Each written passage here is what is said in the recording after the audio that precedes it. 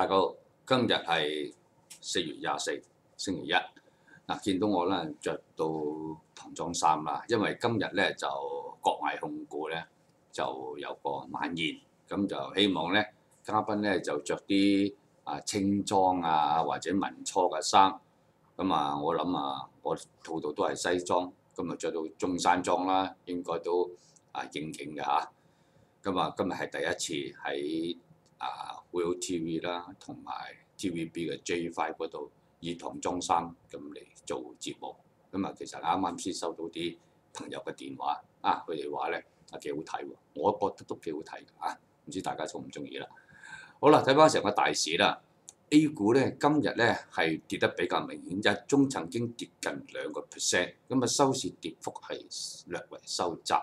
但係港股咧就反為咧係比較硬淨，雖然日中嘅指數咧都有少少嘅反覆，大部分時間咧指數咧都係找住嗰個24,000到24,100點左緊個水平嘅。相對成個中期升浪嘅底部係12月28號嘅21,488點嚟講，而家根本上係個高台，即係話個市升咗3,168點之後咧，技術上係有整固，但係指數咧係找住個高台而不下嘅。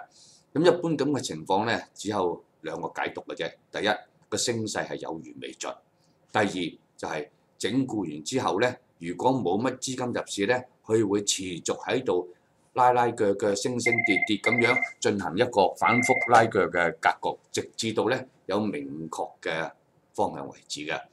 咁而家呢1分鐘咧未收市嘅。爭少少啦，我諗仲有2分鐘啦。指數係24,146點，有一點想同大家傾嘅。50天線同10天線同埋20天線咧係好近㗎。指數升128點咧係升破10天同20天線。相反嚟講，如果跌翻大概係我諗百零點啦，又會跌穿條50天線。技術上嚟講咧，任何嘅升破同跌穿咧，而家係冇意思㗎。即係話喺咁低嘅成交之下咧，個市只要有少少波動性嘅升或者跌咧，技術上已經可以出現升破或者跌破嘅信號㗎啦。我自己始終認為咧，都係睇大位。大位係咩咧？上面係今個月5號嘅高位24,400點，指數一日未能夠突破或者升破24,400點咧，你今個月嘅市就係先高後低。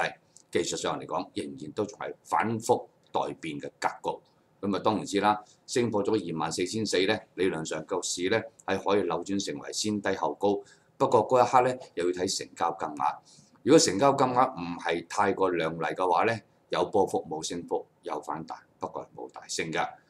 跌又點計咧？下邊有個技術上嘅防守嘅低位啦，就係4月19個23,723點啦。你一日未跌穿嘅話咧，我諗你就唔會有追沽嘅壓力㗎。就算跌穿咗呢一個23723咧，下邊仲有一個防守性嘅據點嘛，就係3月10號嘅23,438點嘛。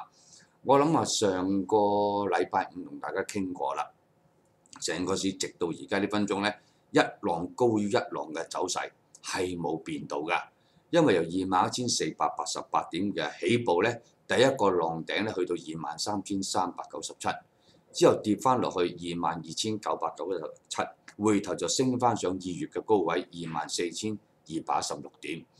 之後有少少反覆，跌到落去3月10號嘅23,438點，一個後抽咧就上翻去咧3月21嘅24,656。